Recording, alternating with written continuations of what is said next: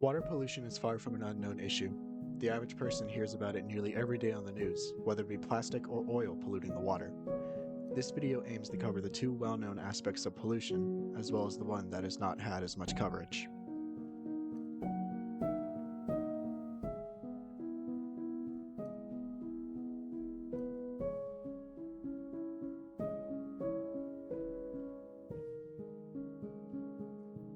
Pollution caused by plastic has the potential to alter environments and natural processes, reducing the ability of an ecosystem to adapt to climate change and having a detrimental effect on livelihoods, food production capacity, and societal health.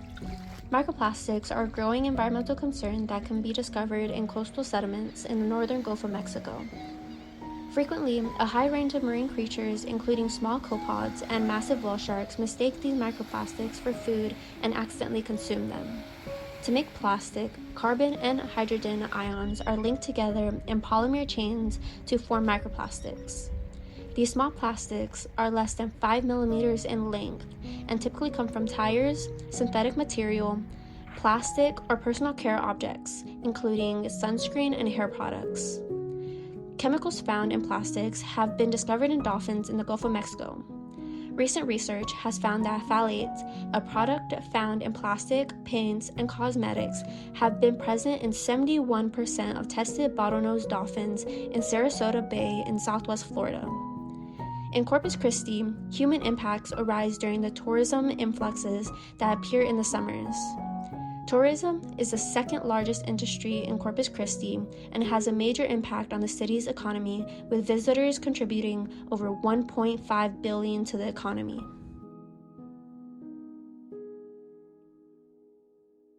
Oil contains a wide range of toxic chemicals. These compounds have the potential to cause serious health issues such as heart damage, stunted growth, immune system effects, and even death.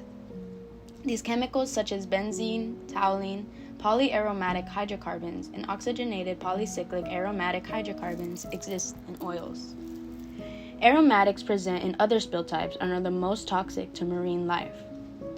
Oil itself is less dense than water, allowing it to float on top of the water's surface and spread farther and faster than other pollutants.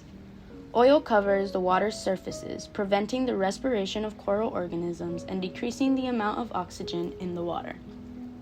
In Corpus Christi, oil spills are reoccurring and beach cleanups seem to be years behind. A sticky oil residue from massive environmental disasters in the past still coats marshland in the Gulf of Mexico. Settlement money has been set aside for restoration within the affected areas and across different types of restoration. This pollution occurs when too many nutrients, primarily nitrogen and phosphorus, are added to bodies of water and serve as fertilizer, causing excessive algae development. This runoff affects water because the nutrients cause microorganisms to grow at a higher rate.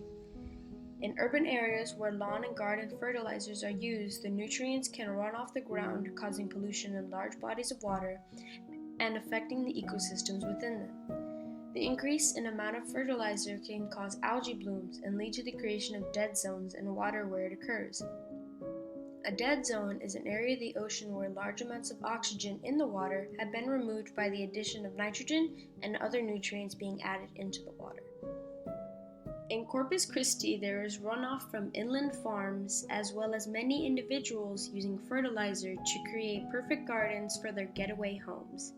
In April of 2019, the city of Corpus Christi began to hand out free soil testing kits and advocate for the less use of fertilizer as they run off into Oso Bay. A simple thing for an average person to do is to make conscious decisions about the products they buy or use fertilizers that don't include certain chemicals to avoid runoff. Other things that people could do include conserve water, reduce pollutants, and reducing waste. Plant and animal species could flourish if 50% of the world's lands and oceans were protected. According to certain studies, only 15% of the land and 7% of the ocean are protected, leaving us with a difficult but obtainable objective. The Campaign for Nature urges world leaders to take action to preserve 30% of the Earth's land and oceans by 2030, with the goal of reaching 50% of the planet in a natural state by 2050. This commitment reflects our best chance to protect the ecosystems that are critical to our survival.